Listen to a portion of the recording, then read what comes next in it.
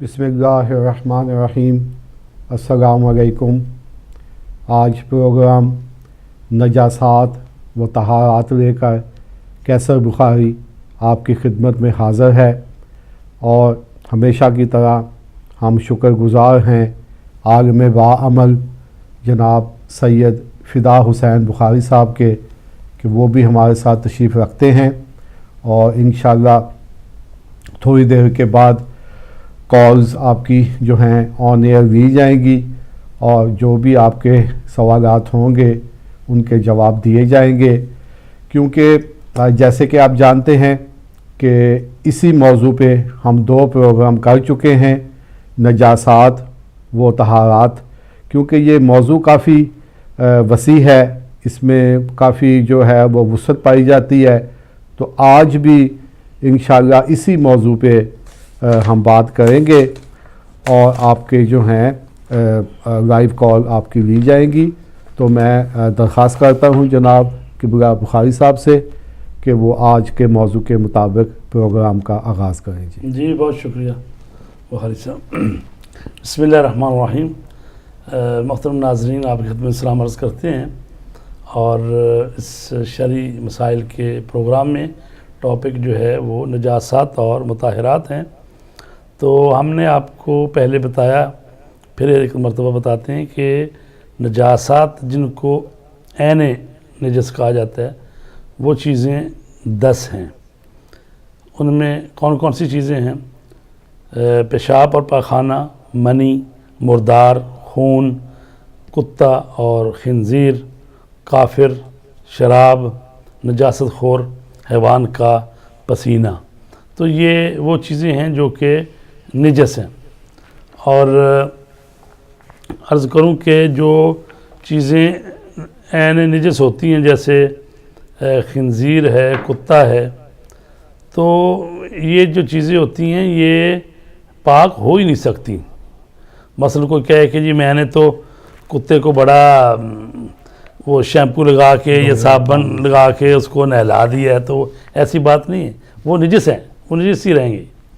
तो जब तक उसकी वो बिल्कुल इस्तिहाला ना हो जाए, हालत ना बदल जाए, मसलन अगर कुत्ता जो है वो गिर जाए नमक की कान में और उसमें गल सड़ के हो जाए, नमक ही हो जाए, उस वक्त वो पाक हो जाए, वइल्ला जो निजस ऐन है वो निजस ही रहती है। आपकी इजाज़त हो? जी ले लें। अस्सलाम वालेकुम। अस्सलाम वालेकुम। जी अस्सलाम वालेकुम।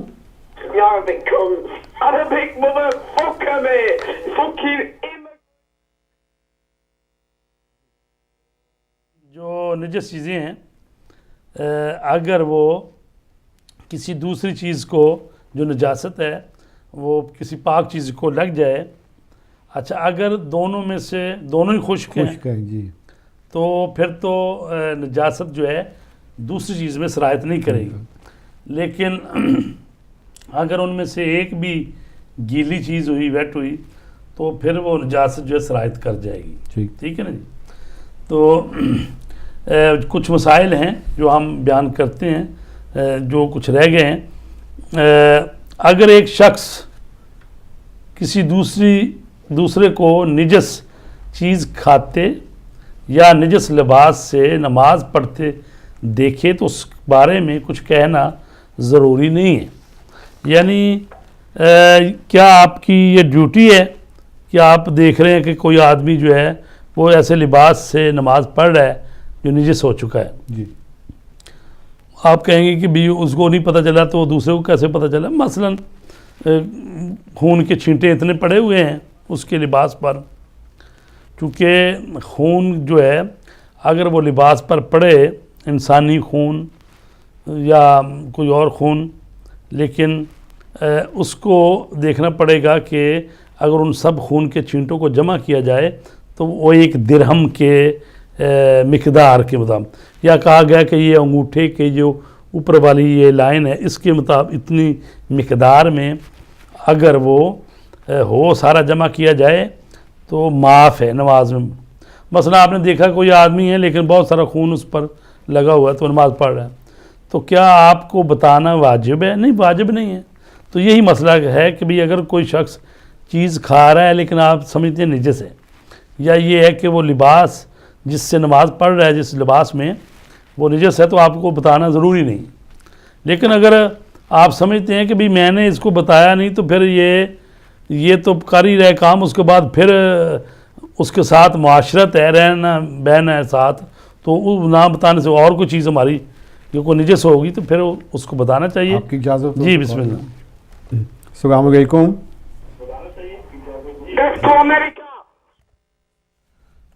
یہ کوئی خرابی کر رہا ہے بار بار تو اچھا کہ یہاں پہ ایک سوال تھا میرے سے، جی. اگر اجازت ہو، کہ اگر کوئی نماز اور وضو آپ دیکھتے ہیں کہ اس نے وضو صحیح نہیں کیا، یا ایک آدمی آپ کے سامنے نماز پڑھ رہا ہے اور آپ نے دیکھا ہے کہ اس نے کوئی رکن نماز کا کو چھوڑ دیا یا کوئی ایسی غلطی کی ہے، تو کیا بعد میں آپ بتا سکتے ہیں؟ جی وہ بتا تو سکتے ہیں آپ.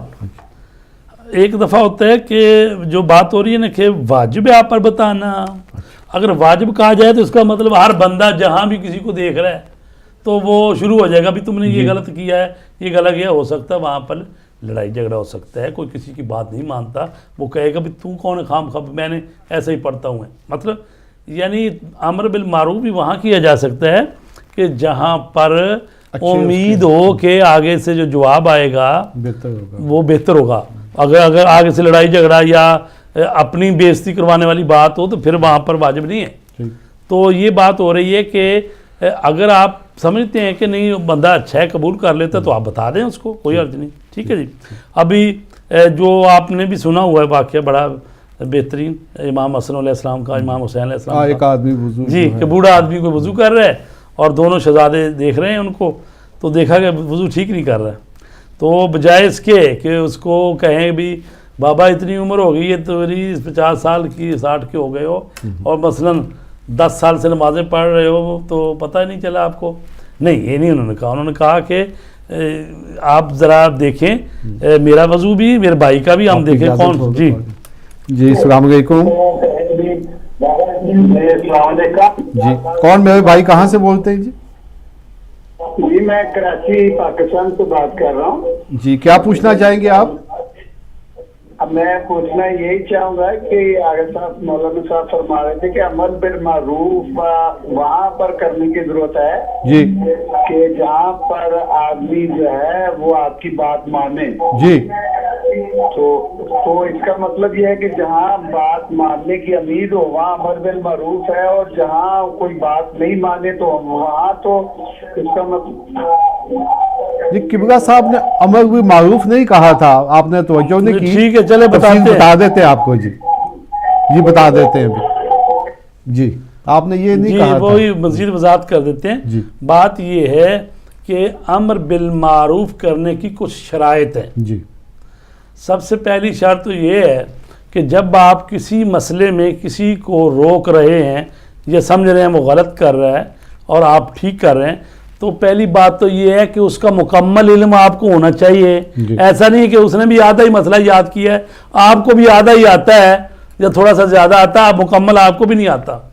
تو آپ شروع ہو جائیں کہ بھی نہیں جی، تو اس کا مطلب یہ ہے کہ پہلے آپ خود پڑھ لیں، آپ کو پہلے علم ہونا چاہیے. لے لیں آپ کال. ہلو السلام علیکم. السلام علیکم. میرے خیال کچھ لوگ ایسے السلام علیکم. وعلیکم السلام انکل، مولانا میں دیرباز گلاسگو سے بول رہا ہوں. جی وعلیکم السلام. آج سب سے پہلے میں آپ دونوں کو پوچھا پیش کرنا چاہتا ہوں امام کا. اور آج مولانا میں آپ سے ایک سوال پوچھنا چاہتا ہوں. جی پوچھیں. کہ ایک دن کچھ لوگ آئے امام علیہ السلام کے پاس. انہوں نے کہا کہ ہمارے پاس ایک بکری نے بچہ دیا ہے، وہ آدھی بکری آدھی کتا ہے. تو پھر انہوں نے امام علی سے پوچھا کہ پھر وہ حلال ہے یا حرام ہے.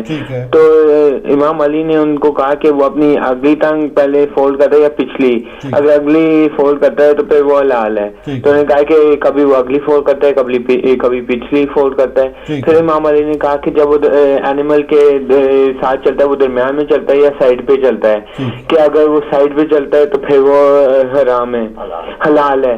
तो ये हमें 3 चीजें हमें बताई कि किस तरह हलाल और हराम होते हैं, और ये हमें पता चल गया।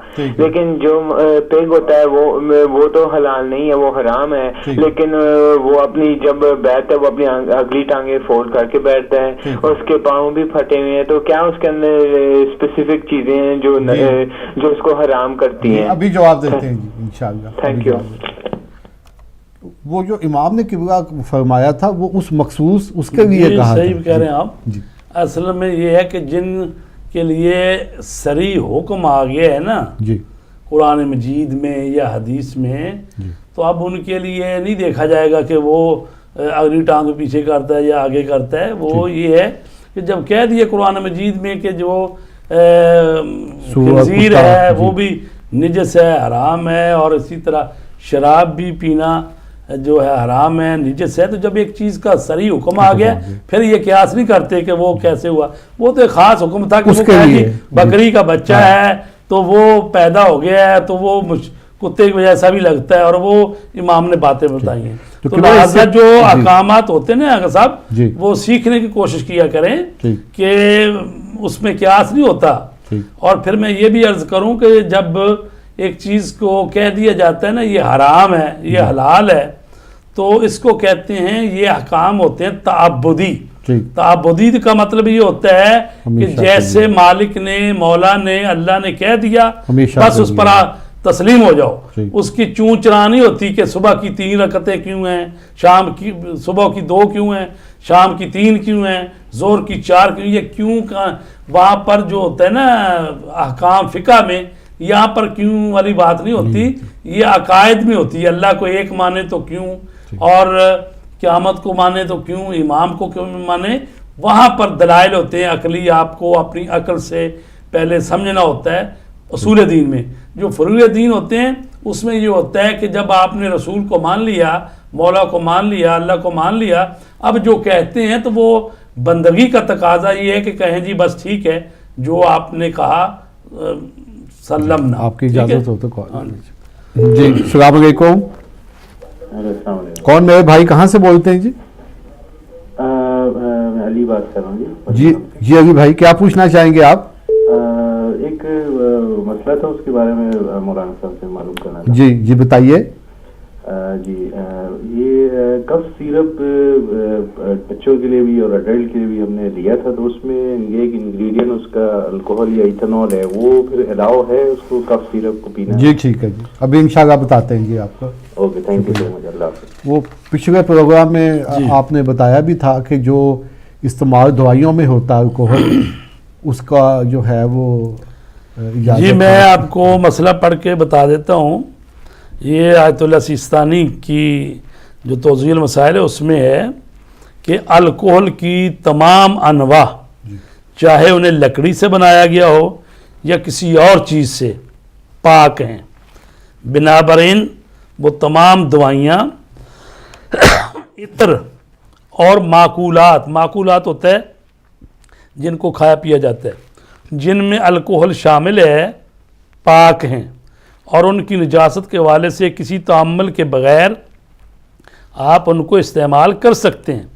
और अगर उनमें अल्कोहल की मिकदार बहुत कम, मसलन 2% हो, तो उन्हें खाया भी जा सकता है।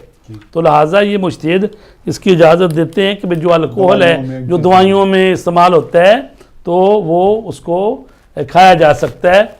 और इसी तरह जो परफ्यूम इस्तेमाल किया जाता है उनमें भी बाद में 0.1 या 0.098 ऐसा होता है अल्कोहल, तो वो भी उसको भी इस्तेमाल किया जा सकता है। आपकी इजाज़त हो जी। जी अस्सलाम वालेकुम। अच्छा, इससे ये कोई खबीस कोई बात लगा हुआ है। अच्छा, इससे पहले एक रह गया था ये जो नजासतें हैं उनमें एक ये भी नजासत ही मुझे लग रही है। कोई बात, वो जो एक साहब ने पूछा था, अब दोबारा चेक कर लेते। हेलो अस्सलाम वालेकुम। वालेकुम सलाम। कौन मेरे भाई, कहाँ से बोलते हैं? मैं आज़ाद बोल रहा हूँ, लंदन से बोल रहा हूँ। जी आगा साहब, क्या पूछना चाहेंगे आप? मेरे को खून के बारे में थोड़ा पूछना था मौलाना से। किसके जी? पूछे। खून के जी। हाँ, वो अभी डिस्कशन करे थे खून कितना जी, जो खून तो है ही नजीस जी। हाँ, तो उसके बारे में थोड़ा मेरे को जी बता देते हैं, जी बता ठीक। देते। वो कहते हैं खून नजीस है, लेकिन मिकदार का जैसे आपने कहा था कि कपड़े पर इतनी हो अंगूठे के बराबर में, तो नमाज जी उससे वो पढ़ी जा सकती खून जो है ना वो भी निजस है। जी। तो ये सवाल ले लें, फिर हम इकट्ठे जवाब दे देंगे। अस्सलाम वालेकुम। जी, कौन मेरे भाई, कहाँ से बोलते हैं जी? जी अस्सलाम वालेकुम। या वालेकुम सलाम। मैंने अभी फोन किया तो आपने ड्रॉप कर दिया फोन मेरा। जी नहीं, वो आपको आप टीवी पे उसका जवाब आपको दे देंगे जी। क्या? टीवी पे आप उसको देख लेना, इंशाल्लाह अभी थोड़ी देर में जवाब दे देंगे आपके सवाल का जी। ना, बाकी मैंने सवाल पूछा ही नहीं तो कैसा? अच्छा, ये दूसरे हैं, वो समझ रहे थे कि अच्छा पहले वाले हैं। जी नहीं, वो बिस्मिल्लाह। पहले दूसरे थे जी। फरमाइए, क्या पूछना चाहेंगे आप? मौलाना, मैं ये पूछना चाहता हूँ कि बाद दफा मेरे को खुद को प्रॉब्लम है कि मेरे नाक में से खून निकल रहा है बाद दफा नमाज में जब पढ़ता हूँ जी। तो इस बारे में अभी मैं यूजुअली टिश्यू तो रखता हूँ मेरे साथ जी कि वो नजीसात मुसल्ले पे नहीं गिरे जी। अभी वो टिश्यू के साथ बाद दफा मैं, क्योंकि मेरे आगे की जेब है उसमें मैं रख देता हूँ जी कि जो वक्त में जो कभी वापस खून निकला तो मैं उसको साफ कर सकूं। तो इस बारे में आप क्या बोलेंगे? वो नहीं करना चाहिए तो मैं मेरी नमाज प्रॉब्ली नहीं हो सकती है बाद दफा। जी ठीक है। जी मैं यही आपको जवाब दे दूं। ऐसा है कि अगर तो आप ऐसा कर सकते हैं कि टिश्यू पेपर या कोई चीज़ रख लें कि उतनी देर जितनी देर नमाज पढ़ रहे हैं आपका खून जो है वो अंदर ही रहे, क्योंकि नाक के अंदर या मुंह के अंदर खून रहे तो वो पाक है उस वक्त तक जब तक बाहर नहीं आता। तो अगर वो बाहर आता है तो अगर आप उसको टिश्यू को साफ करके तो टिश्यू को लपेट के, यानी वो अब आपके जेब में जब रख रहे हैं तो वो खून आपके कपड़ों को ना लगे, ताकि कपड़े भी तो लिबास जो है नमाज की हालत में पाक होना चाहिए। तो उसको इस तरह से लपेट के जेब में रखें कि वो कपड़ों को निजस ना करे, लेकिन खुद वो टिश्यू पेपर जो है या रुमाल जो है वो निजस जो है वो जेब में हो तो नमाज पढ़ सकते हैं, कोई फर्क नहीं पड़ता उससे। आगे एक और क्वेश्चन है जो आप एक दफा मेरे से क्या होता है, वो खून एकदम से मेरे को निकला, बाकी मेरे को बाद दफा पता नहीं चलता है कि वो खून निकलेगा। अभी उसका कतरा मुसल्ले के ऊपर गिर गया जी जी। अभी मैं नमाज को तोड़ दूं या नमाज को कंटिन्यू करूं? फिर उसको नहीं, वो आपने नमाज तोड़नी नहीं है, लेकिन अगर आपके चूंकि पता ही है आपको, तो आपकी जेब में टिश्यू पेपर वगैरह रखा करें। अगर वो कतरा गिर गया है तो उस पर टिश्यू पेपर रख दें जहां पर मसल्ले पर गिरा है। अगर मस्जिद में है तो वो तो ज़ाहिर है मस्जिद को निजस करना हराम है, वहाँ तो बड़ा एहतियात करना पड़ेगा। अगर घर में आप पढ़ रहे हैं नमाज या कहीं और, तो जानमाज बिछी हुई है तो जानमाज अगर निजस भी हो गई है तो उसके ऊपर अगर आपने रुमाल या कोई कागज़ रख दिया है तो आप सजदा कर रहे हैं, वो जगह पाक होनी चाहिए जहाँ पर आपने पेशानी रखनी है, यानी वो जानमाज मोहर जो है वो निजस नहीं होनी चाहिए। अगर दूसरी जहाँ कहीं कतरा गिर गया है नजासत का तो उस पर ऊपर आपने रुमाल या कोई टिश्यू पेपर को चीज़ रख दी है तो यानी आप नमाज तोड़ने की ज़रूरत नहीं है, नमाज जारी रखें। शुक्रिया मौलाना। जी वो पहले कोई सवाल आए थे जो कुछ में जी, वो खून का ही इन्हीं का था पहला। अच्छा, कि कितनी मिकदार तक जो है वो अगर अच्छा कपड़े को वो ये था कि पहली बात तो ये है कि बेहतर तो यही है कि अगर आपके लिबास पर कोई खून का छींटा पड़ा है, और ये भी मैं अर्ज़ करूं कि खून जो है मसलन इंसान के खून का छींटा पड़ा है, लेकिन अगर किसी खातून का वो जो हैज़ और नफास के खून का छींटा है वो तो माफ़ी नहीं है ना, वो चाहे छोटा सा ज़र्रा सुई बराबर भी हो उसके साथ नमाज नहीं पढ़ सकते। लेकिन इंसान का खून जो आम जैसे होता है, चूँकि हर खून जो है ना वो एक खून जो है उसमें बहुत ज़्यादा नजासत और कराहत है। ये जो आम मसलन हाथ कट गया या खून का आपको कहीं लगा है तो वो अगर तो मुशक्कत नहीं है तो वो ज़ाहिर है कि आप पाक करें, उसको धो लें। लेकिन अगर آپ پڑھنا چاہتے ہیں نماز تو مثلاً لوگ زنجیر مار رہے ہیں، جب زنجیر مار رہے ہیں تو لوگ وہاں لوگ کھڑے دیکھ رہے ہیں، جب دیکھ رہے ہیں تو وہ زنجیروں سے اڑ کے خون کے چھینٹے ان کے کپڑوں پر بھی پڑ رہے ہیں، تو اب ساتھ ہی زور کی نماز کا ٹائم ہو گیا مثلاً، اور اب نماز پڑھنی، اب گھر تو جا کے نہیں سکتا کہ گھر جائے اور پھر بدلے جا کے اب وہاں نماز پڑھنی ہے، تو نماز پڑھنی ہے تو آپ کے اس کے فرض کریں اس کے کپڑے پہ خون کے چھینٹے 2-3 جگہ پہ گر گئے، تو اگر آپ اب جمع کریں، آپ نہیں دھوئیں گے تو بعض دفعہ مشکل ہو جاتا ہے، بعض دفعہ اور نجس ہو جائیں گے اگر اس وقت مسجدوں میں یا جہاں امام بار کہاں دھوتا پھرے گا، تو مثلا اگر خون کا چھینٹے لگے ہیں 2-3-4 جگہ تو آپ اس کو دیکھیں کہ بھی اگر ان کو سب کو جمع کریں تو ایک مثلا درہم یا ایک جو پاؤنڈ ہے مثلا سکہ اس کی مقدار اس سے کم ہو تو آپ یعنی معاف ہے کہ وہ نماز پڑھ سکتے ہیں، لیکن اگر اس سے زیادہ ہو تو پھر دھونا پڑتا ہے۔ لیکن اگر پھوڑے پھنسی کا ہے، پھوڑا ہے، پھنسی ہے، زخم ہے، تو اس کا اگر خون ہے تو وہ خون جو پٹی بندھی ہوئی ہے وہ، یا یہ ہے کہ اس کے اوپر یہ جو لباس آتا ہے تو جہاں سے وہ پٹی ہے وہاں سے اس کا لباس نجس ہوا ہوا ہے، وہاں سے خون لگا ہوا ہے تو وہ بھی معاف ہے اتنی دیر تک جب تک وہ ٹھیک نہیں ہو جاتا زخم۔ البتہ یہ یاد رہے کہ جہاں زخم ہے، مثلا زخم میرے یہاں پر ہے کونی کے پاس، اور کرتا پہنتے یا اتارتے وہ زخم وہ خون جو ہے وہ کرتے کے اس طرف لگا ہوا ہے، وہ معاف نہیں ہے، یعنی جہاں پر وہ زخم ہے اتنے کا ہی حصہ جو عموماً اس کے ساتھ خون لگ جاتا ہے۔ تو پھوڑا پھنسی اور خون، پھوڑے پھنسی کا اور جو وہاں سے پیپ نکلتی ہے وہ بھی جب تک وہ ٹھیک نہیں ہو رہی نمازی کے لیے وہ معاف ہے، اس میں پڑھ سکتا ہے نماز۔ اسی طرح وہ بواسیر کا خون جو ہوتا ہے وہ بھی جو ہے اگر دھو سکتا دھو لے، اگر نہیں دھویا جا سکا تو یعنی وہیں پر جہاں پر نکل رہا ہے وہاں پر ہی وہ ہے اور جسم کے دوسرے حصوں کو سرایت نہیں کیا تو وہ بھی نماز پڑھ سکتا ہے۔